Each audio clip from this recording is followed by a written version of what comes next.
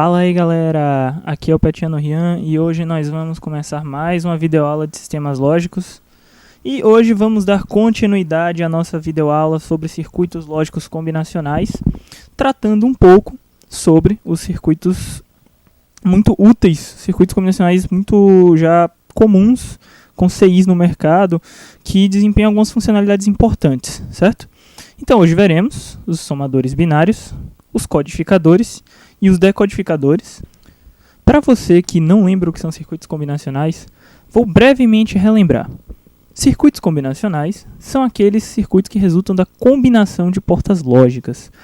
Se você lembra da videoaula 5, você deve lembrar que eles eram formados através de uma tabela verdade, que resultava em uma expressão lógica, que era traduzida em uma combinação de circuitos de portas lógicas, certo?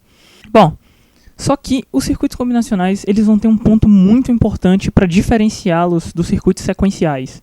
Porque, embora circuitos sequenciais também sejam formados por portas lógicas, como veremos mais à frente, os circuitos combinacionais possuem um comportamento constante. O que quer dizer isso?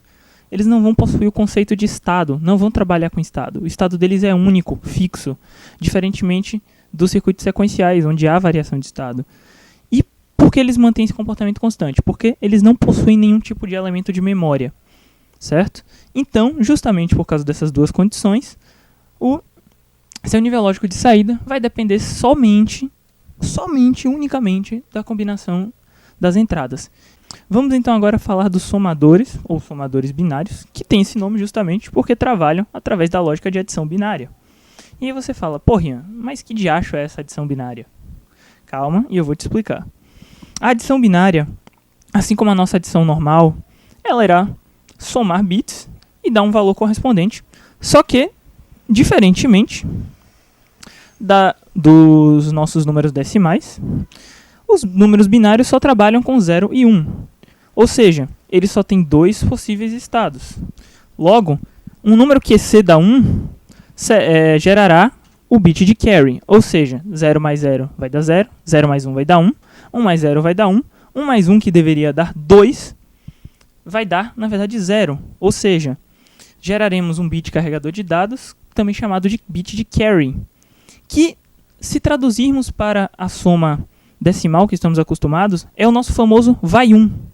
Ou seja, 1 mais 1 será igual a 10, que não deixa de ser 2 em binário. Vamos dar alguns exemplos. Observem, temos aqui, na soma decimal, 8 mais 4, 12, é maior do que 9, e gera um bit de carry, 1, ou seja, vai 1.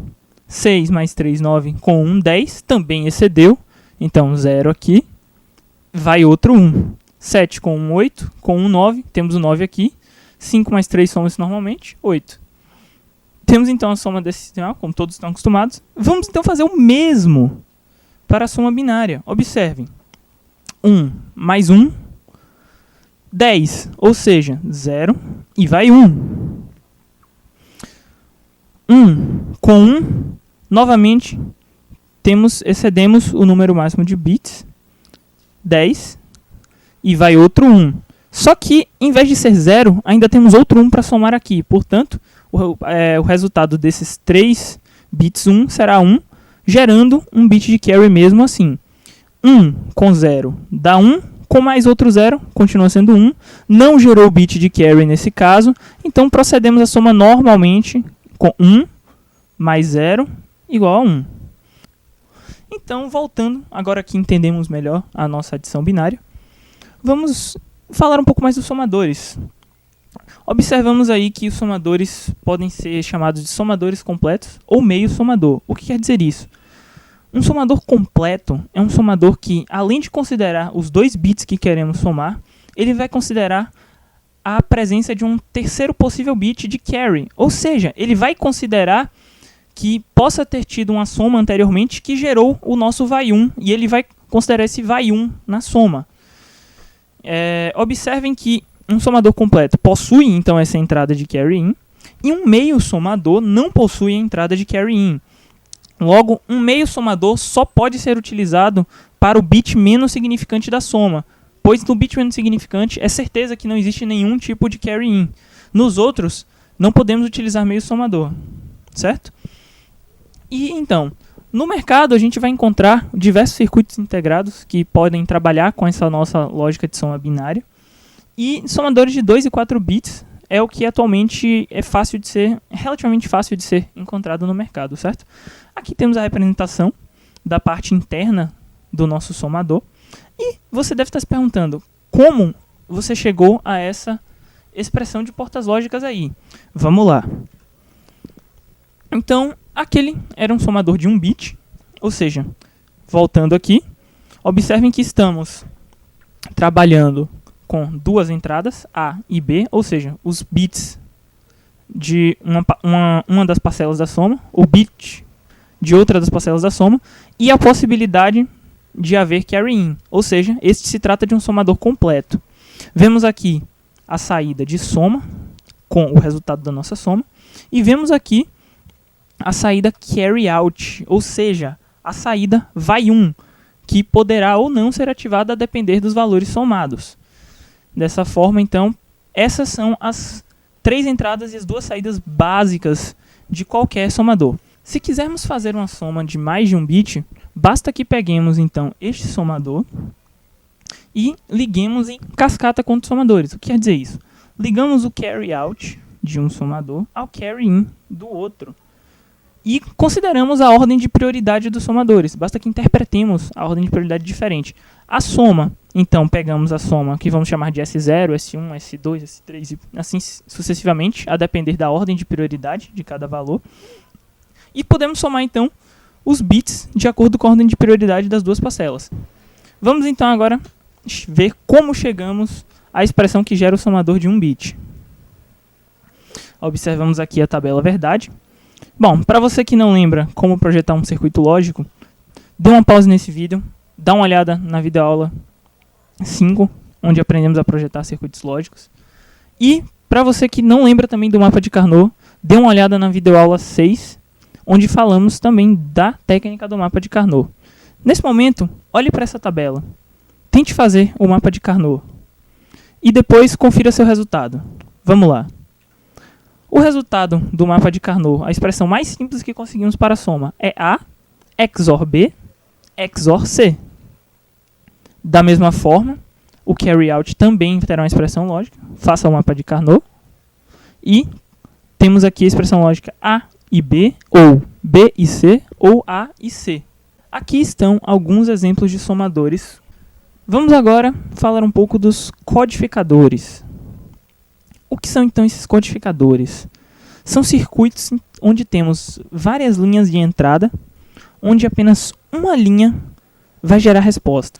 Bom, a saída podem ser tantas linhas quantas forem necessárias para representar o nosso código. E alguns codificadores trabalham com a lógica de prioridade. É uma lógica muito útil para evitar respostas imprevisíveis. Por exemplo, se quisermos obter um código binário a partir de um número decimal de 0 a 9 selecionado, o que a gente pode fazer? Observamos aqui em um esquema de caixa um codificador decimal para binário. Como ele funciona? Observem, temos aqui as entradas decimais, onde acionamos apenas uma por vez. Observem, tantas entradas quantas forem necessárias, mas apenas uma delas pode ser ativada por vez. Só uma vai gerar resposta por vez, certo? Então, se ativarmos a entrada 0, as saídas sairão todos os bits 0, representando assim o número 0 em binário. A saída 1, teremos os bits 0, 0, 0, 1, representando o número 1 em binário, e assim sucessivamente. O que acontece então se esse codificador que estamos vendo aqui for de prioridade? Vamos entender agora essa prioridade.